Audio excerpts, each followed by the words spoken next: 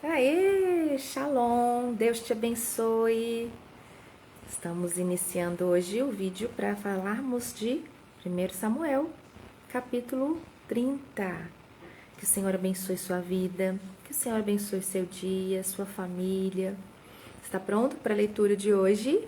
Já pegou a Bíblia? Já pegou a caneta, o marca-texto?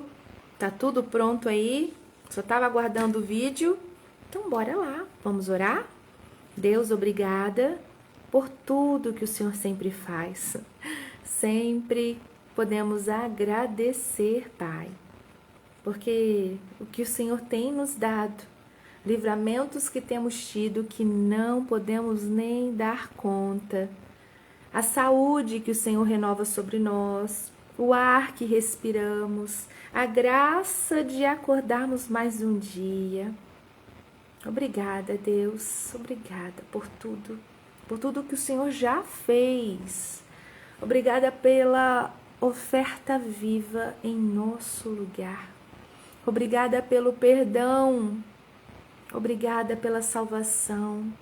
Obrigada pelo plano perfeito, Deus. Nós te amamos, nós te adoramos, nós exaltamos o teu nome. Obrigada, Pai, obrigada, obrigada. Conduza-nos nesta leitura, ensina-nos, fala aos nossos corações, possamos absorver, aprender tudo que o Senhor tem para nós neste dia.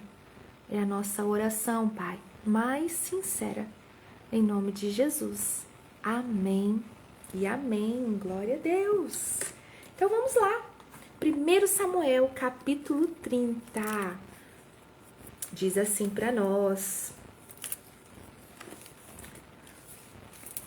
2 dias depois que Davi tinha voltado, né, da guerra lá, os inimigos, os príncipes lá, os governadores tinham mandado ele embora. Então, 2 dias depois, Davi e os seus homens chegaram a Ziclag, a sua cidade. Enquanto ele havia estado fora, os amalequitas tinham invadido o sul da terra de Judá e atacaram Ziclag. Eles queimaram a cidade, prenderam todas as mulheres. Não mataram ninguém, mas foram embora e levaram todos como prisioneiros. E quando Davi e os seus homens chegaram, viram que a cidade tinha sido queimada e que as suas mulheres, os seus filhos, as suas filhas haviam sido levados embora. Então Davi e os seus homens começaram a chorar. E choraram até ficarem sem forças. As 2 mulheres de Davi, Ainoã de Jezreel e Abigail, viúva de Nabal, da cidade de Carmelo, também haviam sido levadas. Então Davi ficou numa situação muito difícil, pois os seus homens estavam tão amargurados por ficarem sem os seus filhos que falavam até em matá-lo a pedradas. Mas o Senhor, seu Deus, lhe deu coragem. Preciso marcar isso aqui. Vou marcar com marca-texto. O Senhor, seu Deus, lhe deu coragem. E ele disse ao sacerdote Abiatar, filho de Ameleque: traga aqui o manto sacerdotal para que possamos consultar a Deus. E Abiatar trouxe. E então Davi perguntou a Deus, o Senhor: devo ir atrás desses invasores? Conseguirei pegá-los? E Deus respondeu: vá atrás deles. Você os pegará e libertará os prisioneiros. E então Davi e os seus 600 homens saíram. E quando chegaram ao ribeirão de Besor, alguns deles ficaram ali. E Davi continuou o seu caminho com 400 homens. Os outros 200 estavam cansados demais para atravessar o ribeirão e por isso ficaram para trás. os homens de Davi acharam no campo um rapaz egípcio e o levaram a Davi. Deram ao rapaz comida, água, figos secos e 2 cachos de passas. Ele havia ficado 3 dias e 3 noites sem comer e nem beber. Mas depois de comer, as suas forças voltaram.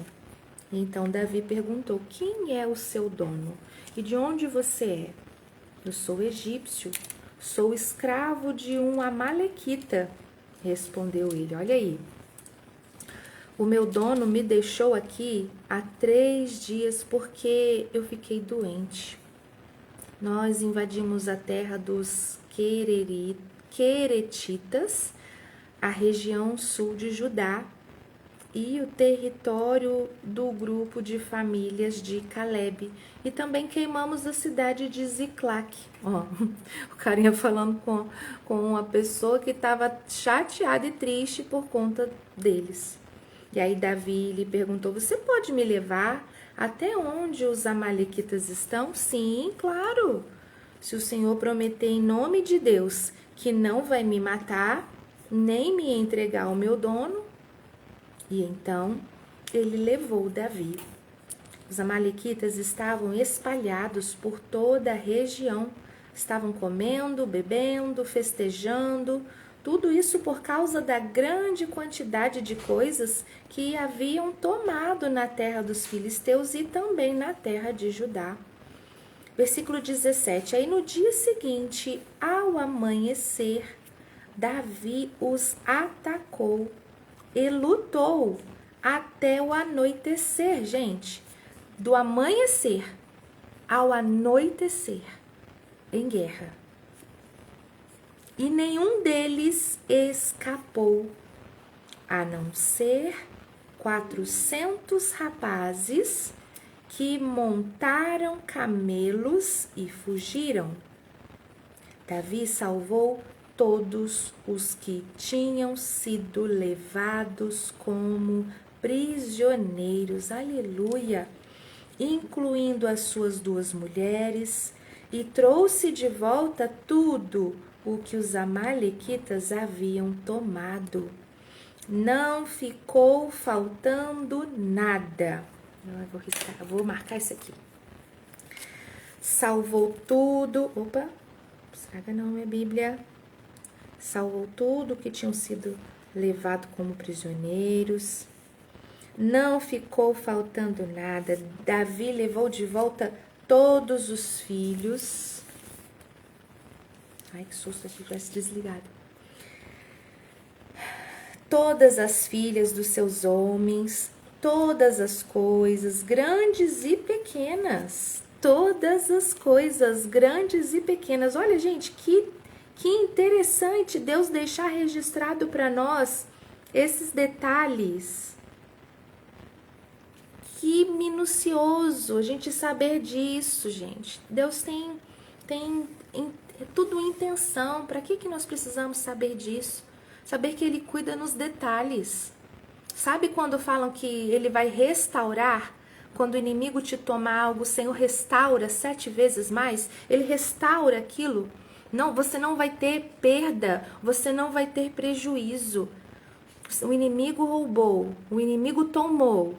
O Senhor, quando te devolver, quando restaurar sobre você, Ele devolve tudo aquilo que foi tomado. E às vezes muito mais. Versículo 20. Levou também todas as ovelhas e todo o gado.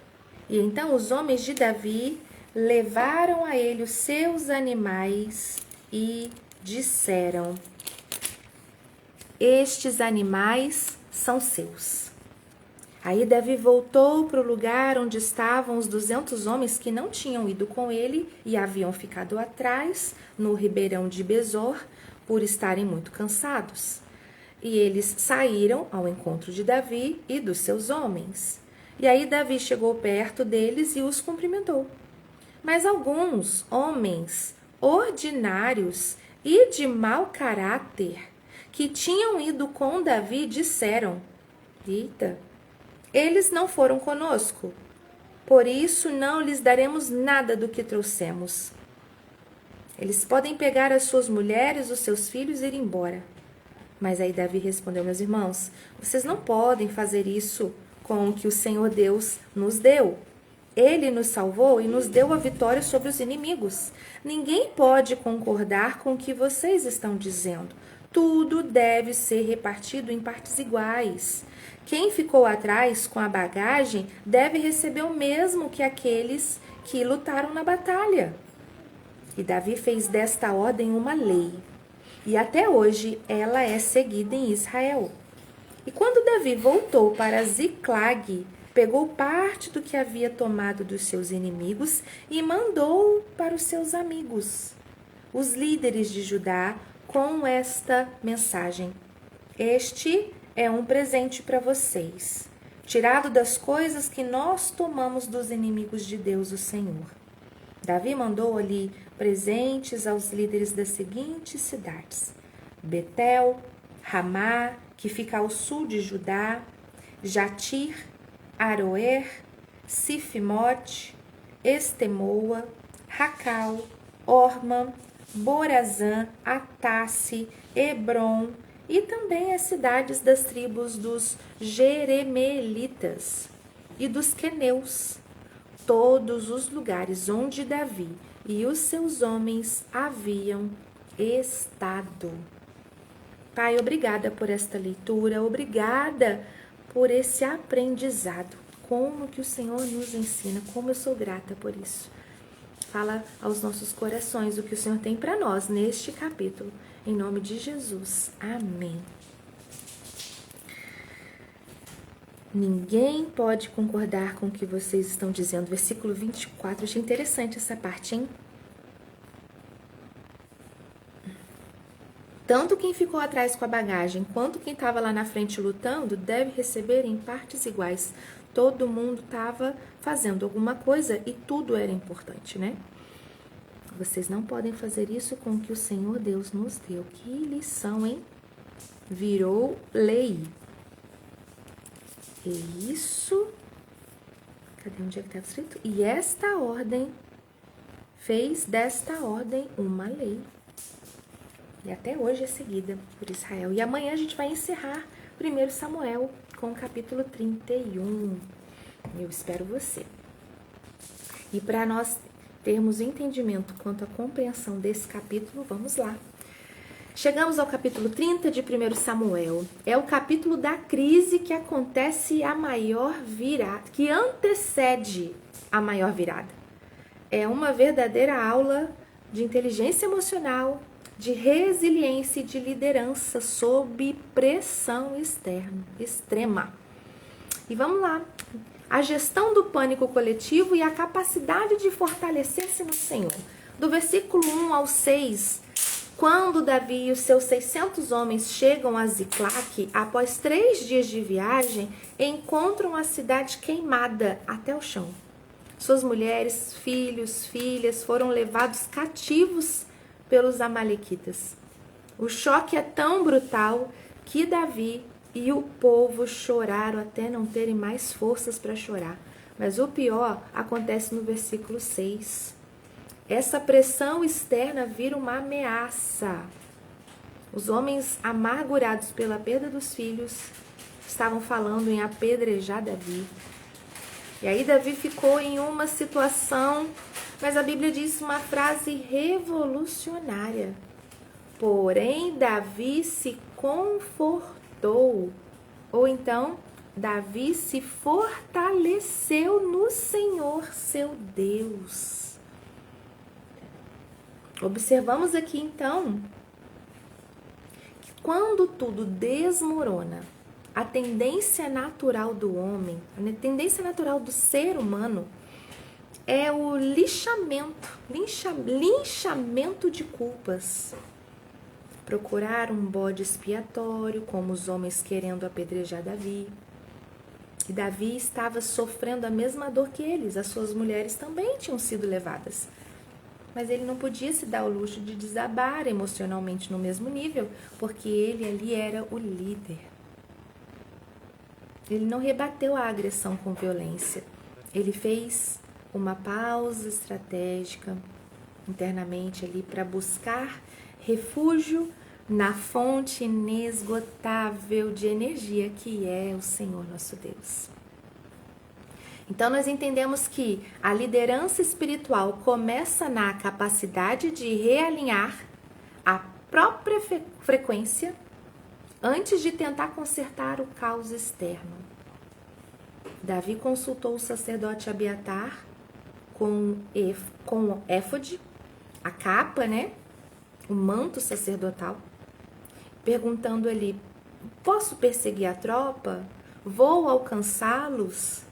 E aí a resposta veio clara: persegue-os, porque de certo os alcançarás e tudo recuperarás. Glória a Deus. Essa história tem para nos ensinar muita coisa em dias de crise. E eu quero compartilhar com vocês esses 3 ensinamentos. O primeiro, o direito de chorar, mas não a obrigação de se reerguer. Davi e seus homens choraram até esgotar. Mas a obrigação, eu escrevi não, né? Mas não. O direito de chorar, mas a obrigação de se reerguer. Acho que eu li errado. Esse é o certo, tá? Você pode até chorar, mas você vai se reerguer. Davi e os seus homens choraram até esgotar as lágrimas. Não há problema em sentir a dor, o luto, a frustração, mas você não pode morar no chão da dor. Depois do choro é hora de buscar a direção. Segundo, a traição dos mais próximos. Quando a crise aperta, até aqueles que caminhavam com você podem se revoltar contra ti por causa do desespero. Não gaste a sua energia brigando com quem está perto e ferido. Gaste a sua energia buscando a Deus, refúgio no Senhor, sabedoria no Senhor, saber como agir, o discernimento nele. Terceiro, a promessa da restituição total. Aleluia. Deus deu a palavra de ordem. Vai, porque você vai recuperar tudo. E aí Davi foi atrás, encontrou os amalequitas, derrotou-os. E a Bíblia diz que não lhes faltou coisa alguma. Desde o menor até o maior. Todos os filhos, todas as filhas, tudo que eles tinham tomado, Davi trouxe tudo de volta. Então, se o inimigo roubou a sua paz, a sua alegria, se ele roubou os seus sonhos, se ele roubou a sua família, com Deus você não vai apenas recuperar uma parte disso. Mas você vai recuperar tudo em dobro. Como eu já tinha dito, toma posse em nome de Jesus. O protocolo da restituição e da força interior. Vamos lá, 3 passos. Primeiro é a auditoria da crise, auditoria de crise. A gente sempre faz uma auditoria, né? O primeiro passo de ação é rever seus passos, rever seus conceitos, rever suas atitudes. Isso é uma auditoria. Existe alguma área da sua vida onde parece que Ziclac foi queimada? Você tem perdas, frustrações, algum ataque inesperado? E onde você tem colocado o foco da sua dor? Segundo, o momento do fortalecimento. Em vez de reagir ao pânico ou então à cobrança dos outros na impulsividade, você tem tirado o seu momento para se fortalecer no Senhor antes de tomar atitudes? E terceiro, a fé na restituição. Creia. Creia na promessa de que aquilo que o inimigo roubou de você, seja a esperança, seja o seu tempo, seja a sua alegria, seja os seus sonhos, seja a sua família, tudo pode ser restaurado, restituído por Deus. Qual é o seu passo prático de fé hoje para marchar rumo a essa recuperação? Confiar, depender, descansar. E a frase para nós é: quando o inferno queimar a Ziclac e os seus amigos se revoltarem contra você, Não se desespere. Chore o que tiver de chorar, mas fortaleça-se no Senhor. Deus não apenas te dá a direção para recuperar aquilo que já foi roubado. Ele te garante que nada vai faltar. Aleluia, na hora da restituição. Glória a Deus. Nós tomamos posse disso em nome de Jesus, amém? A palavra para nós, então, de resumo do capítulo 30 é restituição. Esse capítulo ensina para nós que mesmo diante da pior perda, a pior rejeição dos liderados, Davi estava com eles há muito tempo. Imagina a tristeza no coração junto com a preocupação, o sentimento de culpa. E ele buscou o lugar certo para poder saber como agir. Enfim, mesmo diante desse pior cenário, buscar forças em Deus e obedecer à sua direção resulta na recuperação absoluta de tudo aquilo que tinha sido roubado. Glória a Deus. Esse capítulo fecha com Davi repartindo os despojos da vitória até com aqueles que tinham ficado para trás cansados, provando que ele já agia com um coração de um verdadeiro rei. E aí agora a gente vai chegar no capítulo que tem um desfecho de uma era. Capítulo 31 de Samuel traz para nós a tragédia que foi anunciada pelo médium lá em Endor se cumpre. Os filisteus atacam o monte Gilboa. O exército de Israel é derrotado. Os filhos de Saul, incluindo Jonatas, gente, lembra de Jonatas? Morrem na batalha. E Saul, gravemente ferido, comete suicídio para não cair nas mãos do inimigo. Meu Deus. O primeiro reinado de Israel chega a um fim trágico e melancólico.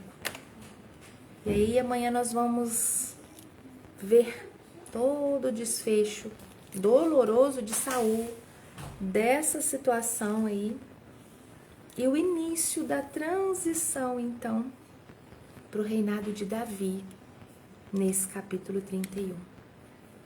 Eu espero você para lermos juntos, amém? Para encerrarmos esse momento de devocional, como sempre, nós fazemos a leitura de um trecho do livro Eu Vou Sair Desse Deserto, do apóstolo Joel Pereira, Projeto Vida, aqui em Volta Redonda, a qual eu faço parte, e tem outras cidades também, né? E tem o link para você, se desejar adquirir esse livro, na descrição do vídeo você vai direto lá para o Projeto Vida Store. Eu espero que ainda tenha, se assim você desejar ser alimentado, como nós temos sido aqui. Eu sempre compartilho um trechinho, mas você tendo em casa, você vai ser abastecido do estudo completo. O capítulo de hoje é o 161. Enxergue além. Quando transformamos as nossas palavras e a nossa postura, passamos a declarar o que Deus pode fazer. E então nós abrimos espaço para que o sobrenatural possa acontecer em nossas vidas. Texto para isso está em 2 Reis, capítulo 7, versículo 2. Eu quero compartilhar um trecho que diz: assim como em Samaria, Deus pode abrir uma janela de possibilidades na sua vida. Mesmo que pareça impossível, lembre-se, uma palavra dele pode virar o seu cenário de cabeça para baixo e trazer a solução que você tanto precisa. Que tal começar hoje a declarar a mudança, a transformação e o milagre que você deseja ver? Uma janela para o sobrenatural pode estar prestes a se abrir. Meu Deus! Que tremendo, gente! Como foi com Davi, que chegou ali com o povo na cidade toda destruída. pôde ver o Senhor mover de forma sobrenatural. Revirou toda a história ali e ele conseguiu conquistar tudo que tinha sido roubado. Enxergue além. Enxergue além. Deus pode abrir uma janela de possibilidades na sua vida, mesmo que pareça impossível. O nosso Deus pode. Amém? Que Deus te abençoe, te guarde, te proteja. Estaremos juntos amanhã para a leitura do próximo e último capítulo de 1 Samuel. E eu aguardo você para avançarmos para o próximo livro juntos. Deus te abençoe, fica com Deus e até. Tchauzinho.